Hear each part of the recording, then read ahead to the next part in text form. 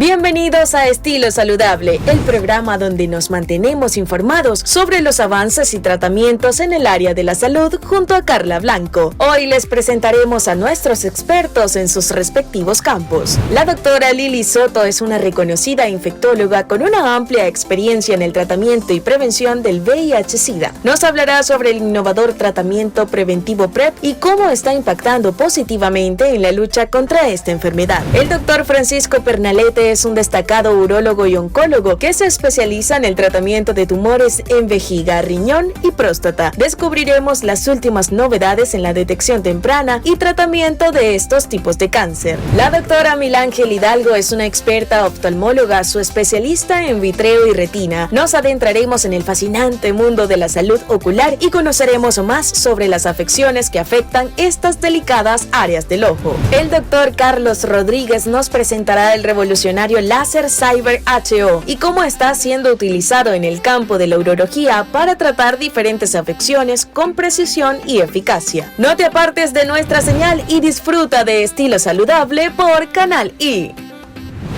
Amigos de Estilo Saludable, nos encontramos en este momento en el consultorio de la doctora Lili Soto, quien es médico infectólogo. Doctora, gracias por estar con nosotros en las pantallas de Estilo Saludable. Muchísimas gracias a ti, Carla, por la invitación. Hablaremos de un tema bastante controversial y que muy pocas personas hablan de él, y es acerca del PrEP, un tratamiento preventivo del VIH. Cuéntanos un poco acerca de este tratamiento, doctora. Bueno, el tratamiento, o lo que se le denomina PrEP, son múltiples tipos de tratamiento, ¿sí? En este caso, en Venezuela tenemos el tratamiento vía oral a través de pastillas, que básicamente lo que van a evitar es el contagio de VIH, ¿sí? No está indicado para las personas que ya tengan VIH como tal, porque ese tratamiento es para las personas, para que las personas puedan prevenirlo, no para tratar como tal el VIH. Entonces es una excelente oportunidad. Nosotros tenemos hoy en día 40 millones de personas que viven con VIH. Tenemos otras 40 millones de personas que han fallecido a causa de las enfermedades que producen el VIH, conocidas como SIDA, y yo creo que es el momento en el cual podemos implementar algo para prevenirlo. ¿Cuál es la importancia de implementar este tipo de tratamiento? La importancia es que la prevalencia, es decir, la cantidad de pacientes que vemos cada día es mayor. Podemos asegurarnos de que estas personas no sean pacientes, sino que sean personas que evitan una enfermedad o una infección. Vamos a hablar un poco más a profundidad acerca del PrEP, doctora. ¿Cuáles son los pacientes ideales? ¿A qué edad se puede empezar a implementar este tratamiento? Ok, fíjate, idealmente mayores de edad, ¿ok? Incluso hay programas a nivel mundial que están hablando de la utilización de la PrEP en adolescentes, ¿ok? Pero digamos que lo que se maneja a forma gruesa es mayores de edad, personas que tengan conducta de riesgo, trabajadores sexuales, personas que consuman drogas ilícitas, ya que existe algo, Carla, que es conocido como el change sex, personas que tienen relaciones sexuales después de drogarse o que mientras se drogan, pues en ese momento adquieren conductas de riesgo que luego de pasar estos efectos alucinógenos no van a recordar. Entonces yo creo que es esencial para este tipo de personas, pero como lo dijo una persona a quien admiro mucho, el PrEP probablemente sea para todos. Hay dos términos que me gustaría aclarar. Está PrEP, que es tratamiento preexposición, que sería iniciarlo antes de esas relaciones sexuales de riesgo. Y hay otro tratamiento que es conocido como PEP, se llama tratamiento post-exposición. Ese tratamiento post-exposición pertenece y está establecido por el ministerio.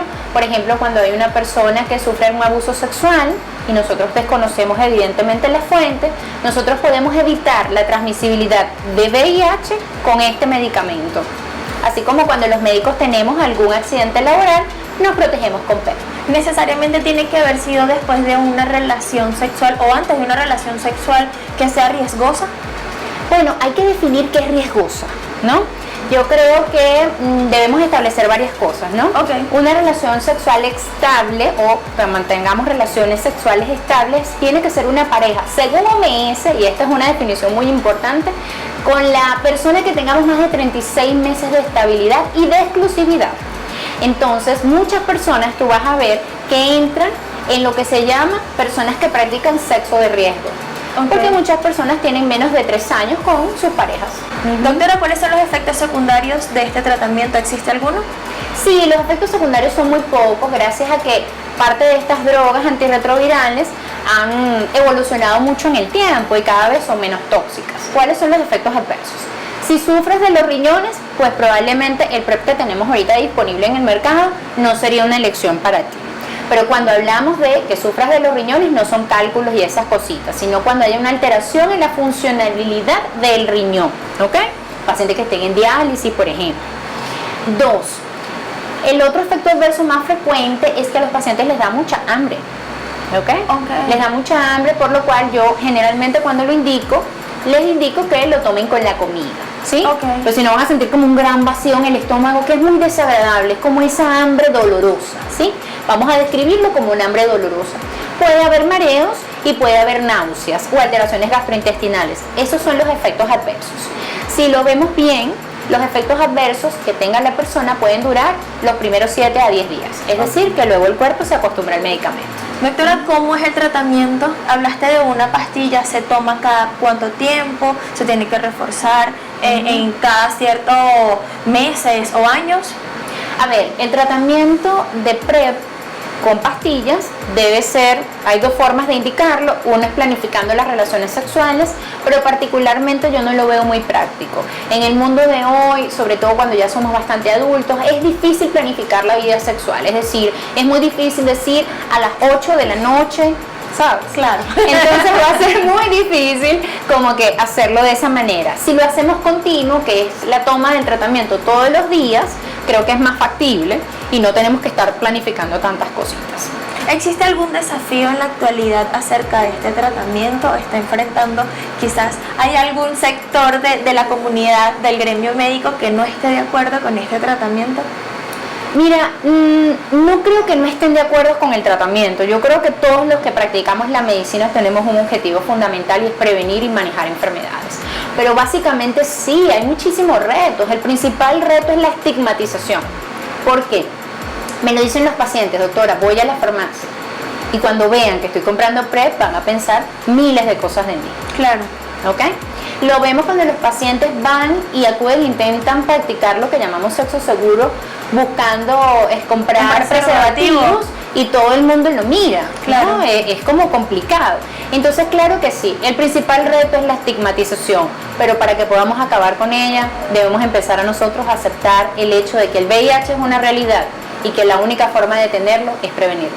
Hablaste de la píldora, pero fuera de cámara me comentabas acerca de otros dispositivos, otros métodos. Coméntanos a todas las personas que se están viendo en Estilo Saludable en qué consisten estos. Bueno, hay inyectables, hay un inyectable que es cada 2 meses, ¿ok? Que no sé si recuerdas como que la contraposición o la analogía con mesillina o con alguno de estos anticonceptivos inyectables en donde el paciente se lo coloca mensual o trimensual. En este caso, Cabenuva, que es carbotegravirripilvirina, se pudiese colocar intramuscular cada 2 meses. Hay un tratamiento en investigación que se llama lenacapavir, que se pudiera colocar cada 6 meses y es inyectable. Y tenemos un dispositivo subdérmico no disponible actualmente en el país, pero que en el nombre de Dios eso promete.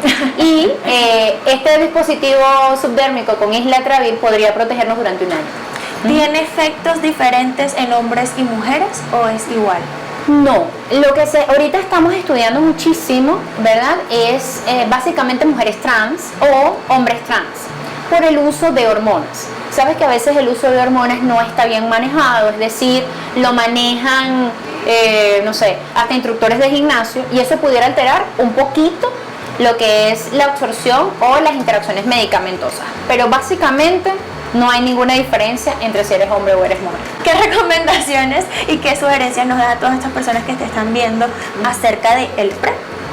Bueno, primero que no estoy invitando a nadie a hacer nada. Solamente estoy invitando a la gente a prevenir y a protegerse. Porque tal vez esto es un problema que vemos muy alejado de nosotros. Pero ustedes tienen hijos, tienen familia, tienen primos, tienen sobrinos. Y la única forma de estar seguros es la prevención. Doctora, gracias por estar con nosotros el día de hoy, compartir estas palabras, esta entrevista que ha sido enriquecedora. Tus redes sociales y puntos de contacto. Mi Instagram, @doctora Lili Soto, y mi TikTok, doctora Lili Soto también. Muchísimas gracias nuevamente, doctora. Gracias a ti, Carla. Nuestras redes sociales, @estilo saludable piso canal, y vamos a realizar una pausa y ya volvemos con mucho más.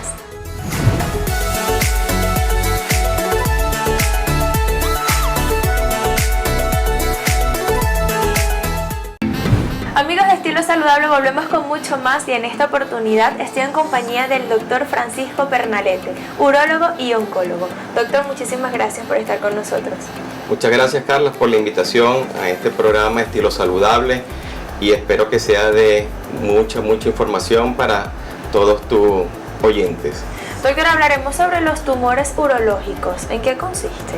Bueno, los tumores urológicos consisten en una gran cantidad de neoplasias, o también conocido como cáncer, que abarcan todo el tracto urinario, riñón, uréter, vejiga, uretra, y donde dentro de este grupo existen los tres más frecuentes, que son el de próstata, el de vejiga y el de riñón, en donde obviamente dependiendo del sexo, dependiendo del grupo etario, habrá una mayor frecuencia o predisposición al desarrollo de este tipo de neoplasia.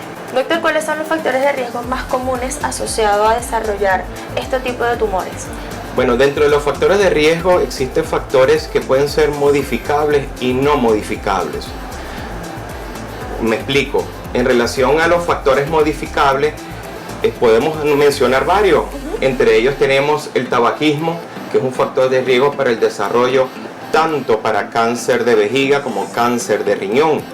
Existe lo que es las condiciones físicas, el peso ideal. ¿Por qué? Porque la obesidad está relacionada sobre todo relacionada en cáncer de próstata en los hombres, y también está relacionado la presencia de obesidad con el desarrollo de cáncer renal. Y también en relación a la alimentación, una alimentación saludable, baja en grasa, rico en fruta, va a disminuir el riesgo de desarrollar este tipo de neoplasia en estas tres que ya mencioné, porque estamos hablando de las tres más importantes, más comunes. Próstata, vejiga y riñón.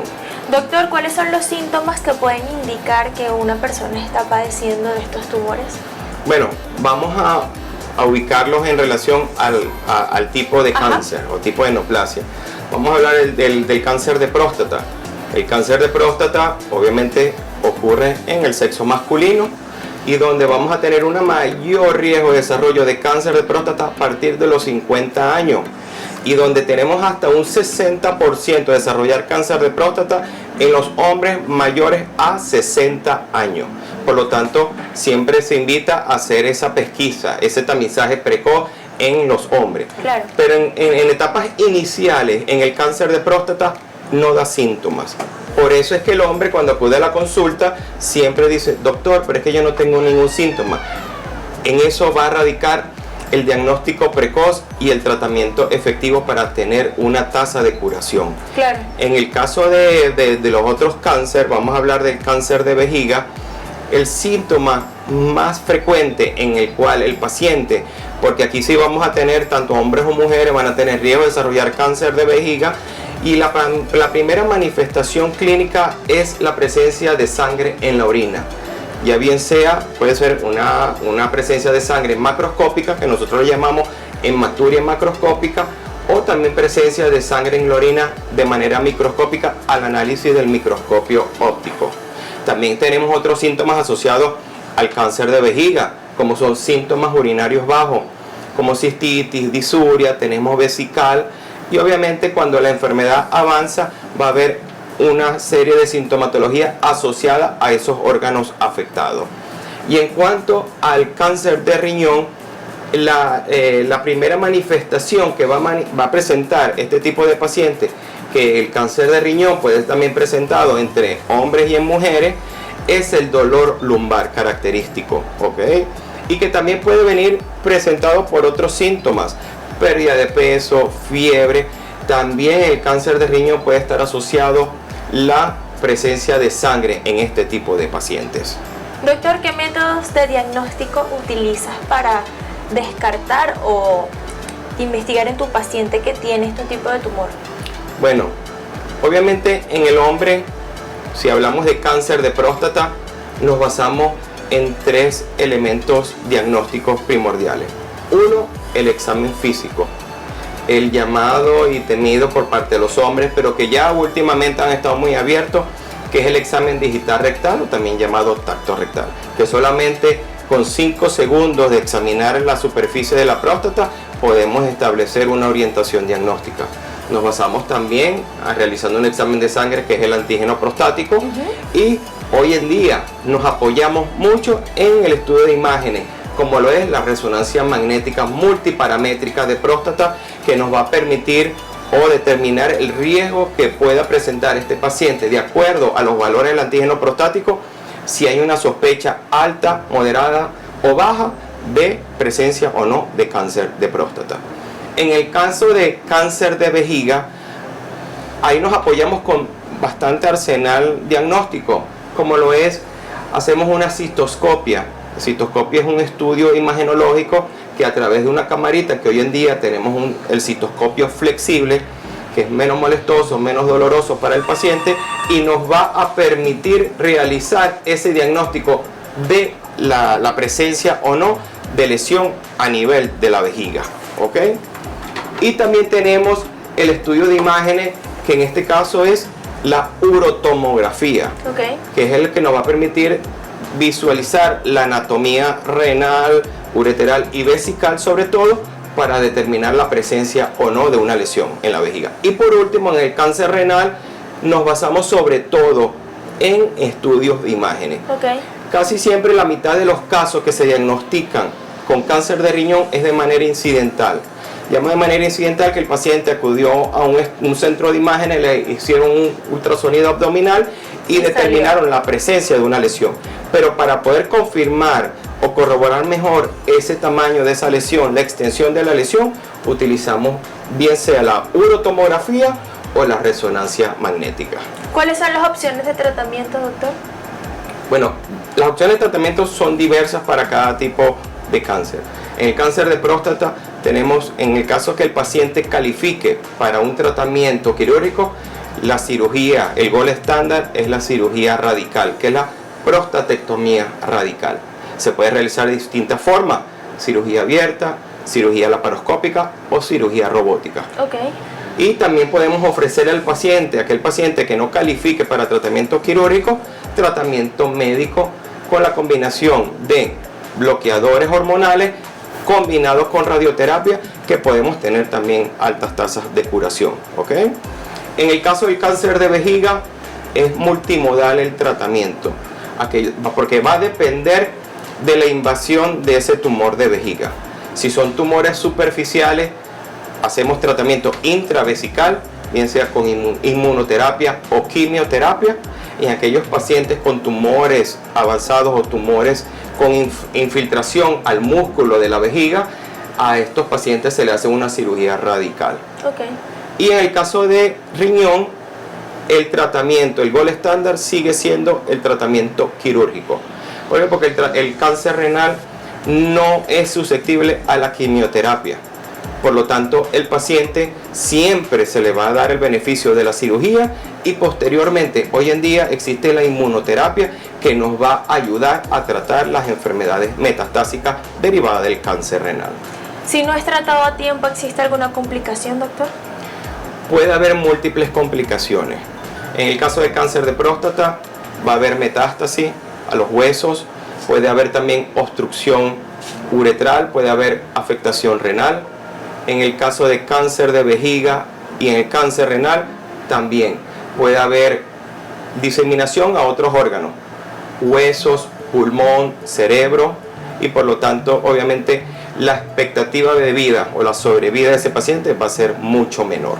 Doctor, muchísimas gracias por estar con nosotros el día de hoy. Tus redes sociales y puntos de contacto para todas las personas que nos ven. Muchas gracias, Carla, por la invitación al programa. Espero que a todos tus escuchas les haya interesado y que repliquen esta información. Mis redes sociales en Instagram, Dr. Pancho Pernalete, mi número de contacto 0414-632-3131 y la consulta aquí en Clínica Atías. Amigos, nuestras redes sociales, @estilosaludable_piso, canal I. Ya volvemos con mucho más.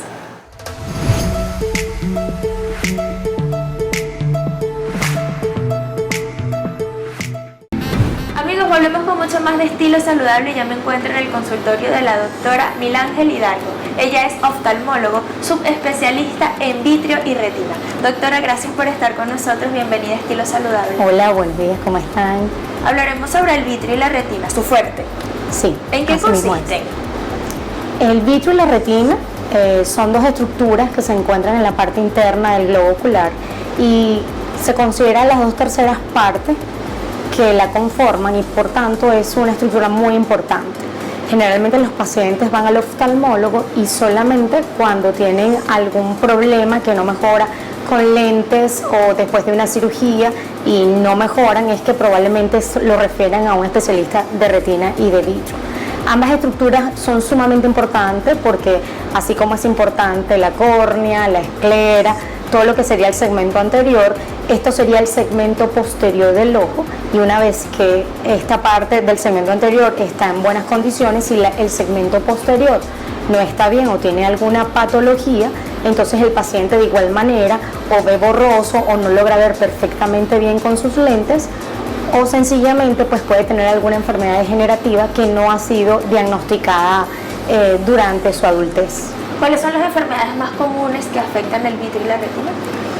Las más comunes son las enfermedades degenerativas y las enfermedades asociadas a hipertensión, diabetes, patologías hematológicas y pacientes que pueden tener procesos inflamatorios crónicos como uveitis. ¿Cómo se diagnostican, doctora, estas enfermedades? Lo primero es una evaluación clínica. Eso es sumamente importante porque hoy día hay mucha tendencia a realizar estudios oftalmológicos especializados de entrada cuando uno va a un oftalmólogo o por referencia de terceras personas. Entonces aquí lo ideal es primero la evaluación con su oftalmólogo y si ese oftalmólogo considera de que hay alguna sospecha de una patología en la retina, debe ser evaluada clínicamente por un retinólogo y el retinólogo decidir cuáles son los estudios complementarios, ya que el 80% de los diagnósticos en la retina se hacen con la evaluación clínica en el consultorio con un retinólogo. ¿Cómo serían entonces estos síntomas, doctora? Los síntomas van a depender de la enfermedad que presenta el paciente en la retina, pero lo más común que hay es que el paciente empiece a ver unas moscas volantes y estas moscas volantes empiecen a incrementar de número. Se llama miodisopsia desde el punto de vista médico, pero el paciente lo puede interpretar de muchas maneras. Hay personas que dicen que están viendo unas telas de araña, otras que ven como si fuera un animalito que se mueve y estas van incrementando y algunas veces van acompañadas de luces centellantes o de molestias a la luz y estos signos son más frecuentes en pacientes que tienen desprendimiento de retina. Entonces esta es una de las patologías de retina que puede pasarle en cualquier persona y que esto amerita una evaluación urgente por un retinólogo, ya que la resolución de un desprendimiento de retina es quirúrgico.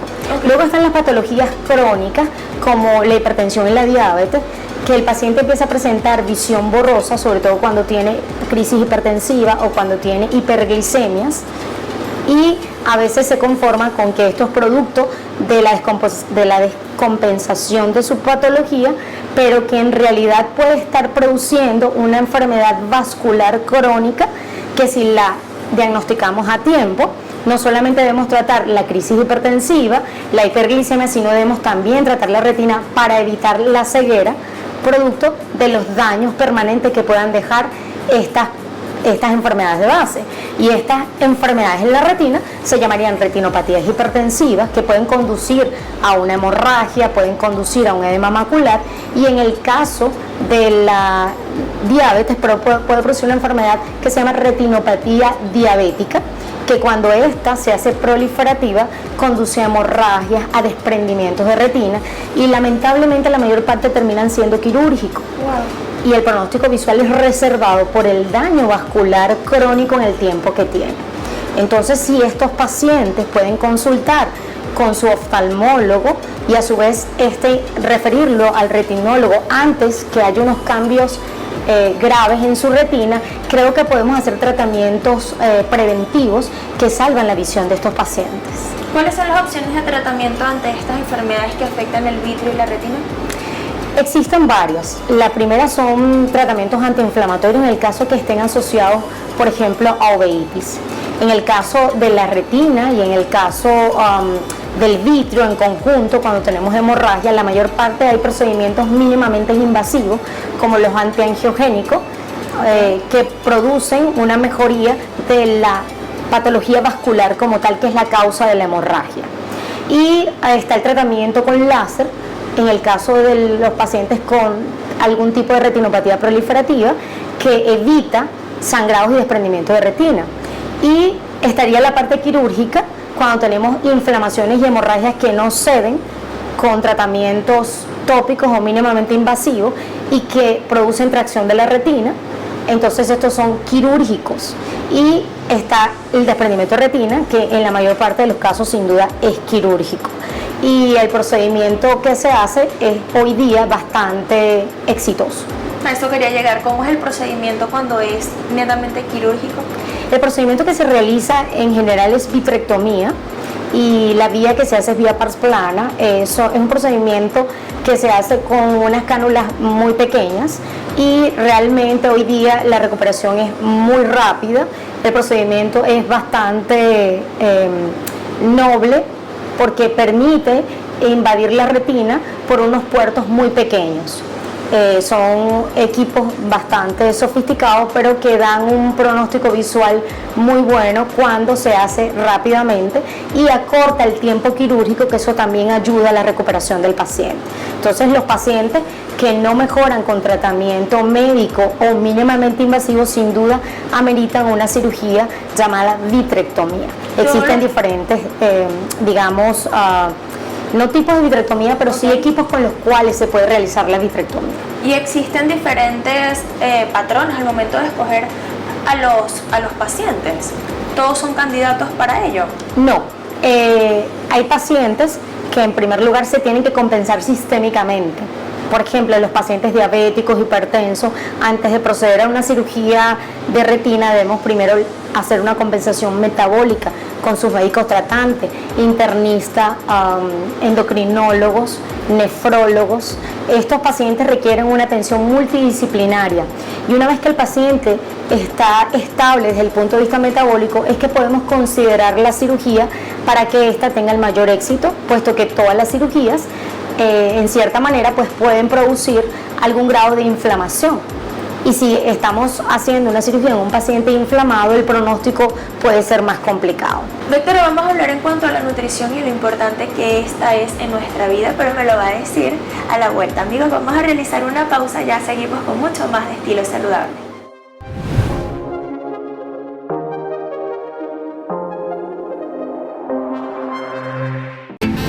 Estamos de vuelta con más información en Estilo Saludable, y sigo en compañía de la doctora Milángel Hidalgo, oftalmólogo, subespecialista en vitrio y retina, y de eso pues, específicamente estamos hablando.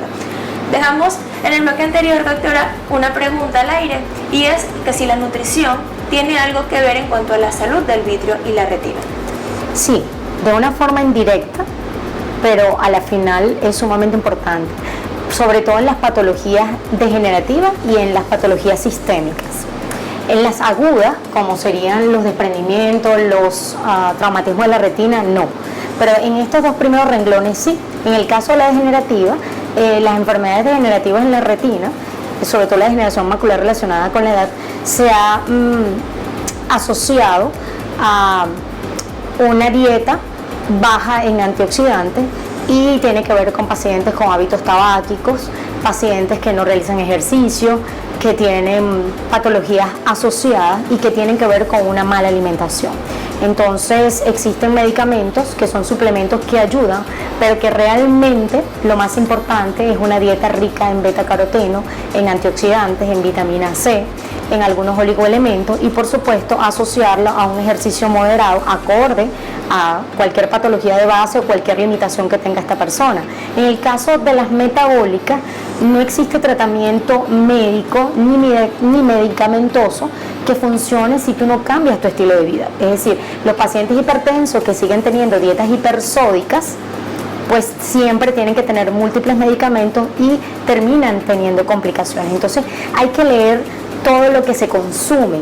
En este país todavía no tenemos una normativa para que los alimentos digan si son altos en sodio o no, y pensamos que hay alimentos que están procesados y que no son ricos en sodio, pero la mayor parte son ricos en sodio. Entonces eso hay que tomarlo en cuenta. En el caso del diabético es sumamente importante entender que debe cambiar sus hábitos de alimentación y debe tener una dieta balanceada, que no es totalmente restrictiva calórica, es que va a depender de la edad que tenga el paciente, del nivel de insulina que tenga el paciente, del tipo de diabetes, y que debe ser manejado por una nutricionista para iniciar un estilo de vida más saludable en cuanto a la alimentación, y eso va a permitir una menor demanda de medicamentos. Yo creo que hay que considerar que los medicamentos también tienen efectos adversos, entonces pretendemos resolver los problemas como la diabetes, la hipertensión solamente con medicamentos.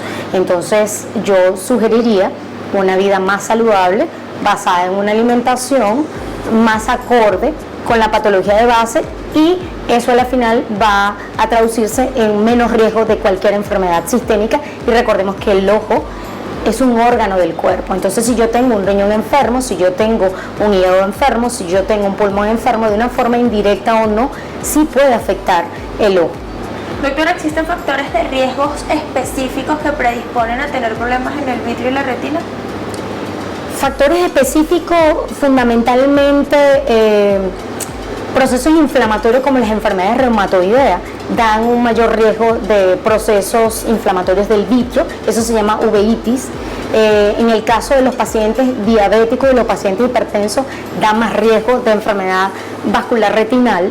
Y en el caso de la degeneración tiene que ver un poco con la herencia que tenemos. Entonces hay pacientes cuyos padres, abuelos han sufrido degeneraciones ya después de los 60 años y pues no acuden al retinólogo, no tienen el diagnóstico y a veces no saben por qué estas personas quedaron ciegas, y si acudimos precozmente podemos tratarlas a tiempo y muchas veces podemos mantener una mejor visión que la que podemos llegar a tener porque ya está cicatrizado el proceso. Importante eso que acabas de decir. ¿Cuál es la importancia entonces de hacer un diagnóstico temprano en cuanto a estas enfermedades del vitrio y la retina?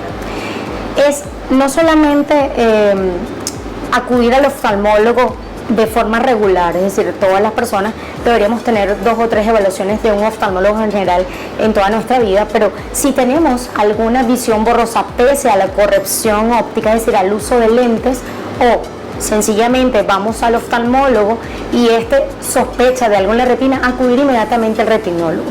Los signos de alarma para que un paciente vaya directamente al retinólogo es que tenga un traumatismo directo en el ojo que pueda involucrar la retina, que empiece a ver esas moscas volantes de forma súbita, es decir, un día amanece el paciente y empieza a ver unas moscas volantes y no las tenía el día anterior.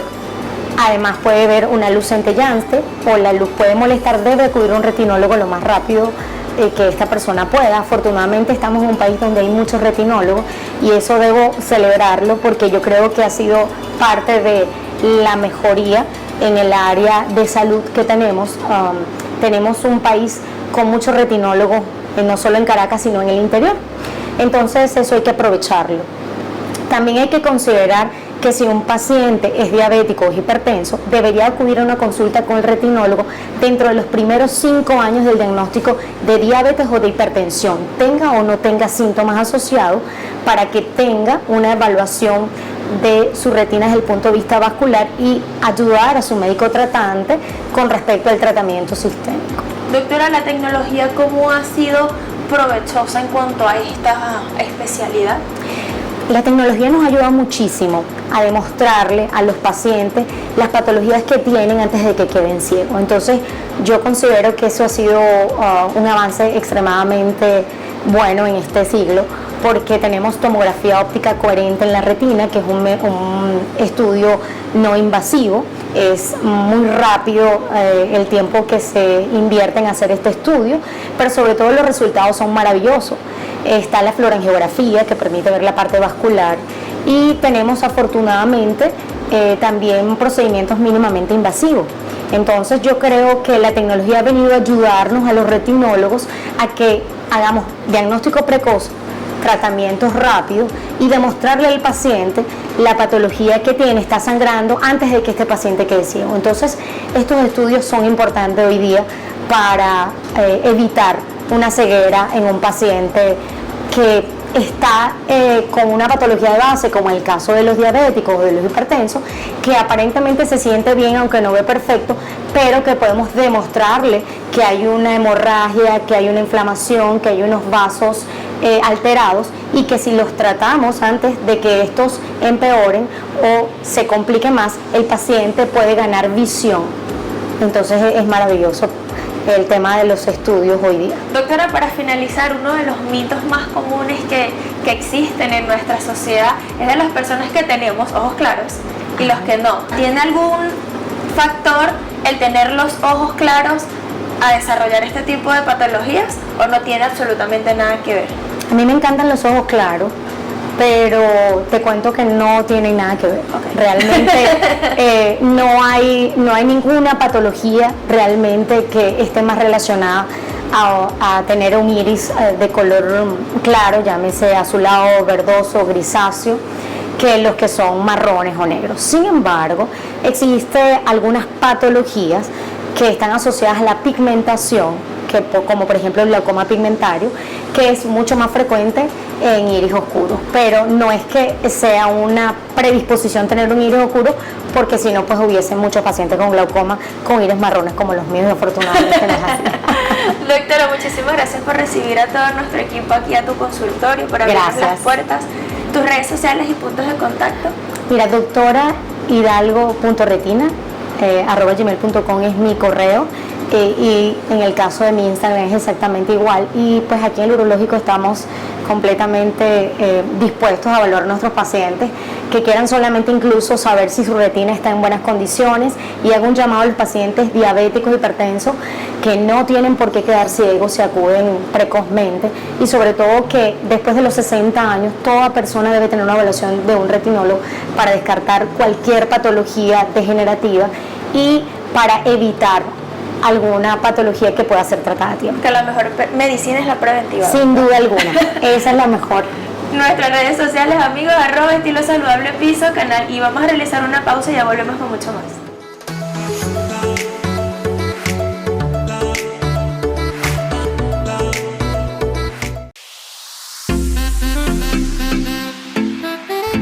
Amigos, volvemos con mucha más información de Estilo Saludable. En esta oportunidad me encuentro con el doctor Carlos Rodríguez, quien es urólogo, y nos va a hablar acerca de este láser de alta tecnología que tienen disponible acá en el Urológico San Román. Doctor, gracias por estar con nosotros. Buenos días, gracias por la invitación.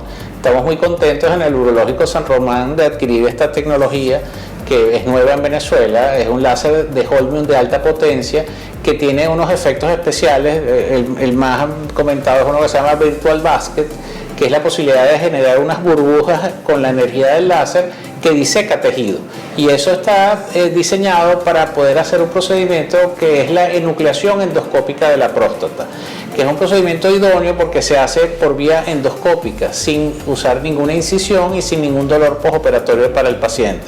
Esto es la mejor tecnología para tratamiento quirúrgico de la hiperplasia prostática benigna. No es para cáncer de próstata, sino para ese cuadro común que tienen los hombres después de los 55 años de crecimiento de la próstata y dificultad para orinar por ese crecimiento de la próstata. La técnica de HoLEP, que se llama así en inglés, que es la enucleación endoscópica con láser de Holmium, permite enuclear completamente el adenoma prostático, que es la porción obstructiva de la próstata, no dejando nada obstructivo remanente, por vía endoscópica con una hemostasia prácticamente perfecta. Podemos usarlo incluso en pacientes con anticoagulación farmacológica, y no tiene limitaciones con respecto al volumen de la próstata. Hasta ahora lo que había disponible es el procedimiento clásico de resección transuretral de próstata, que es endoscópico también, pero requiere mucho tiempo quirúrgico y tiene limitaciones con respecto al volumen. Entonces, las personas que tienen volúmenes de próstata por encima de 100 cc generalmente iban a procedimientos más invasivos, abiertos, o de cirugía laparoscópica o incluso robótica, que hoy en día pueden ser tratados perfectamente por vía endoscópica con esta técnica y este láser de 100 vatios. ¿Cuánta es la eficacia y la precisión que tiene este láser? Bueno, se usa como una torre de endoscopia que nos permite conectar la cámara al endoscopio y tener una gran magnificación. El láser genera pulsos con esta función de virtual basket que genera dos burbujas que al final de la fibra de vidrio que emite la energía láser y bajo visión directa con el endoscopio nos permite disecar el adenoma del resto de la cápsula de la próstata para poder retirar completamente el adenoma, como se hace en cirugía abierta o laparoscópica o robótica, completamente en la vejiga. Okay. Y después introducir a través de otro endoscopio un morcelador, que es un dispositivo que aspira y fragmenta el adenoma en pequeños fragmentos. O sea, tiene la ventaja además de que ofrece una biopsia que nos va a permitir saber las características del tejido y el volumen, etcétera, lo cual es muy beneficioso para el paciente. En otras tecnologías de láser anteriores se vaporizaba el tejido y no quedaba ningún material para biopsia. En la cirugía tradicional de resección transuretral y en la adenomectomía abierta o laparoscópica se obtiene el tejido completo. Aquí se obtienen fragmentos muy pequeños, pero que es perfectamente estudiable. Son buenos, les sirve para la biopsia. Doctor, ¿cuál es la diferencia de este láser con otras tecnologías que tienen acá? Aquí tenemos otro láser de Holmium de 20 vatios que es excelente para manejar cálculos, pero este es mucho mejor. Entonces, no solamente nos sirve para el HOLEP o enucleación endoscópica de la próstata, sino también para el manejo de la litotricia a través de diferentes endoscopios. Y es mucho más eficaz pulverizando cálculos y haciéndolos en fragmentos muy pequeños para poder retirarlos del paciente. Y bueno, es una forma de mejorar las potencialidades de endurología en el urológico San Román. Doctor, ¿todos los pacientes son candidatos para...? Todos los pacientes que tienen hiperplasia prostática, que ya no responde a tratamiento médico o que tienen complicaciones asociadas a la misma hiperplasia, como por ejemplo retención de orina, que implica poner una sonda, pacientes que empiezan a tener, a pesar de tener el tratamiento médico, sangrados, infecciones, desarrollan cálculos en la vejiga o tienen trastornos ya de falla renal, todos tienen indicación quirúrgica. Okay. Entonces, el mejor tratamiento endoscópico para hiperplasia prostática es a través de esta tecnología que aparece en las guías ya oficiales de la Asociación Americana de Urología y de la Asociación Europea de Urología como primera opción en próstatas de menos de 80 gramos y de más de 80 gramos. Entonces, en una sola tecnología podemos ofrecerle a todo el paciente con hiperplasia prostática. Habló también de los cálculos. Sí. En la extracción de cálculos también tiene una eficacia... Bueno, es superior al láser de 20 vatios, okay, sin duda, pero se usan energías mucho menores para fragmentar cálculos. Ten la idea de que, por ejemplo, el láser normal de 20 vatios se usa con 15 vatios de poder. Aquí se usarán 25 vatios de poder, pero nunca los 80 o 100 vatios que se pueden usar para la enucleación endoscópica de la próstata. ¿Cuáles son los cuidados que tiene que tener el paciente en el preoperatorio y en el postoperatorio? En el preoperatorio, básicamente cumplir todos los requisitos naturales para cualquier cirugía, que es completar una evaluación preoperatoria con un laboratorio, una radiografía de tórax y completar los estudios respectivos a la hiperplasia prostática. Siempre se determina por antígeno prostático, tacto y a veces resonancia si hay un riesgo considerable de que haya cáncer de próstata. Okay. Y los pacientes que tienen ese riesgo van a una biopsia preliminar a cualquier procedimiento. Cuando se descarta el cáncer de próstata es que se le ofrece este procedimiento, okay, porque este procedimiento no es para cáncer de próstata. ¿Existe alguna contraindicación, doctor? Básicamente ninguna. Incluso como no usa energía eléctrica, se puede operar pacientes con marcapasos, dispositivos eléctricos para el corazón, porque no usa corriente eléctrica. ¿Cómo ha avanzado la tecnología, doctor? Sí, en cuanto a estos aparatos que hoy en día les facilitan a ustedes. Nos dan las herramientas para cada vez optar por lo que se llama la cirugía mínimamente invasiva. Dentro de la cirugía mínimamente invasiva, lo ideal es lo que hacemos con la técnica de HOLEP o la endurología, que se llama cirugía a través de los orificios naturales. Okay. Los orificios naturales, por ejemplo la boca, la uretra en este caso, el tubo digestivo a través del ano, en el caso de otorrino a través de los oídos, del conducto auditivo externo. Podemos hacer los médicos hoy en día muchos procedimientos sin tener que abrir la piel, sin tener que abrir incisiones, etc. Esto es un buen ejemplo de eso. al ser mínimamente invasiva estas cirugías, ¿cómo es la recuperación de los Bueno, pacientes? generalmente la hospitalización es de 1 o 2 días dependiendo si el paciente se va con sonda o sin sonda. Okay. Pero generalmente solo requiere unas horas de lavado vesical después de la enucleación prostática del JOLEP, y luego el paciente, verificado que todo está bien, pudiera egresar al día siguiente con sonda o mantenerse hospitalizado 2 días y ya egresar sin sonda a las 48 horas. En un solo procedimiento se puede resolver todo el problema. Todos los problemas de hiperplasia prostática benigna. Sí. Doctor, muchísimas A gracias la por orden. estar con nosotros Un el día placer. de hoy. Sus redes sociales y puntos de contacto. Doctor Carlos Rodríguez M. Y bueno, trabajo aquí en el Urológico San Román.